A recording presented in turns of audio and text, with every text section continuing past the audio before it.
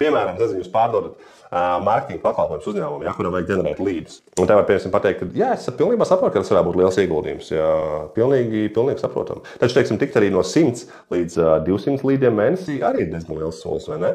Klau, noliekam naudu malā, jo tas patiesībā ir pats vienkāršākais, ja? Tas, kam mēs šodien izgājām cauri, var tev palīdzēt sasniegt, teiksim, to 100-200 līdus mēnesī, kā tev likās? Jā, var. Ok, super. Un kāpēc es domāju, ka tas var? Ja?